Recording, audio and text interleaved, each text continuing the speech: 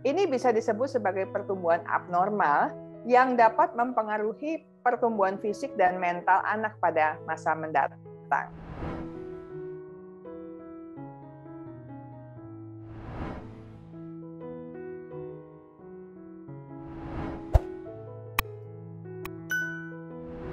Perkembangan pubertas ini memang bisa saja macam-macam. Ada perkembangan pubertas yang terjadi lebih cepat, kita sebut sebagai early matures. Ini bisa terjadi sekitar usia 11-12 tahun pada anak laki maupun anak perempuan.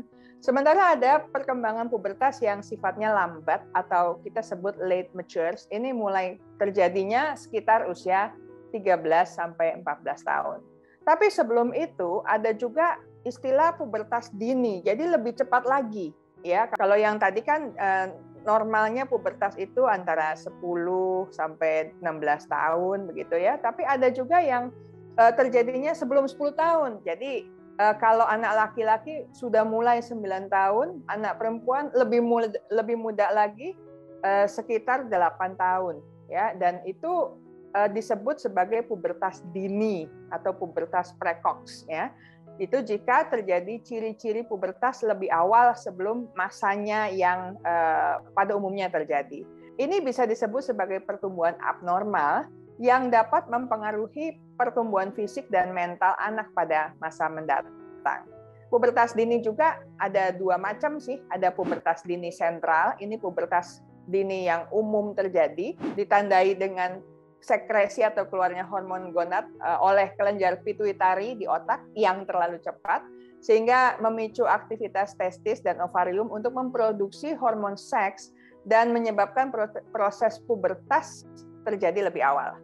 Sementara ada pubertas dini perifer yang ini jarang terjadi, ditandai dengan mulainya produksi hormon seksual oleh organ reproduksi tapi tanpa aktivitas kelenjar otak. Jadi tadi kelenjar pituitarinya tidak berfungsi kalau di dalam pubertas dini perifer. Pertanda adanya masalah pada organ reproduksi kalau terjadi pubertas dini perifer. Selain masalah pada organ reproduksi, juga ada masalah pada kelenjar adrenal atau pada kelenjar tiroid yang tidak aktif. Ini berarti tubuh tidak siap untuk mengalami perubahan terlalu cepat. Dan ketika ini terjadi ketidakseimbangan pertumbuhan pada anak. Akibatnya pertumbuhan fisik mentalnya juga menjadi tidak optimal. Ketika pubertas dini terjadi, ini akan terjadi sejumlah dampak. Anak sulit beradaptasi secara emosional, secara sosial. Dia mungkin mengalami masalah kepercayaan diri atau merasa kebingungan. Dan ini paling sering dialami oleh anak perempuan karena perubahan fisiknya. Selain itu, perubahan perilaku juga dapat terjadi pada anak laki-laki maupun perempuan karena ada perubahan mood ya, dan mereka mungkin cenderung lebih cepat marah. Anak laki-laki cenderung agresif dan mungkin akan memiliki dorongan seksual yang tidak sesuai dengan usianya. Sementara yang lain-lainnya teman-temannya masih ya dengan tubuh yang masih seperti anak-anak gitu kan, dia sudah lebih dulu mengalami perubahan.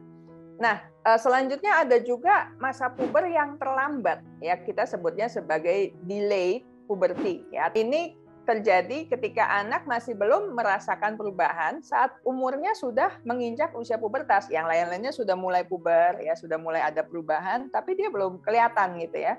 Belum kelihatan ada tanda-tanda perubahan apapun. Pada anak-anak tandanya bisa dilihat ketika ukuran penisnya belum meningkat di usia 14 tahun. Sedangkan pada anak perempuan tandanya terlihat ketika payudara belum berkembang di usia 13 tahun. Penyebabnya sih ada beberapa. Pertama, faktor keturunan. Ya mungkin ya ada masalah di situ, jadi memang mesti diteliti lebih lanjut. Ini penyebabnya memang rata-rata faktor fisik sih yang perlu ditelusuri lebih lanjut secara medis ya. Yang kedua, tadi pertama faktor keturunan, lalu yang kedua adalah masalah kesehatan. Anak mempunyai kondisi penyakit kronis, misalnya diabetes, ginjal, atau bahkan asma, ini ada kemungkinan mengalami keterlambatan pubertas. Dan yang ketiga, masalah pada kromosomnya.